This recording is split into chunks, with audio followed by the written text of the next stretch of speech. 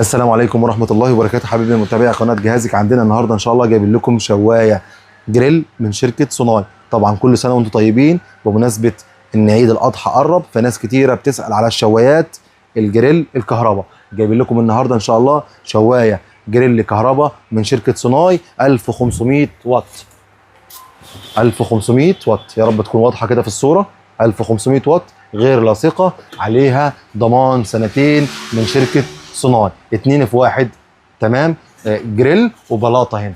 طيب ازاي جريل وبلاطه عشان تبقوا عارفين بس.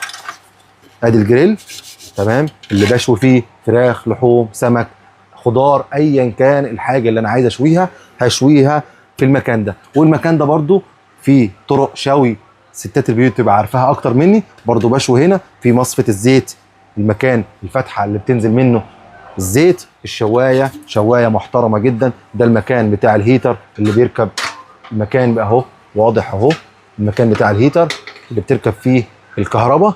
تمام. وهنا المكان اللي بيتصفى فيه الزيت. تمام اهو.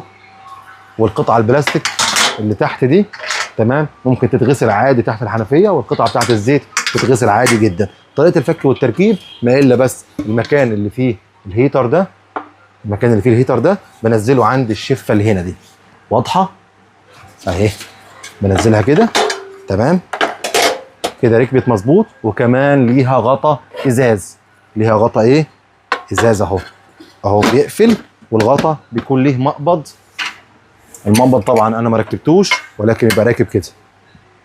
دي حضراتكم الشوايه الجريل الكهرباء بتاعه شركه صناي، من الشركات المحترمه جدا، من الشركات المصريه الكويسه في تصنيع الجريل والشوايه. تمام. نشيل بس الغطا ده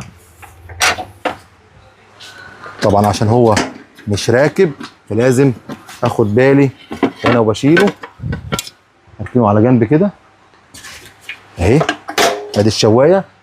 هنا معانا الهيتر الموصل للكهرباء، ده الهيتر اهو. طيب الهيتر بركبه ازاي؟ الهيتر بركبه كده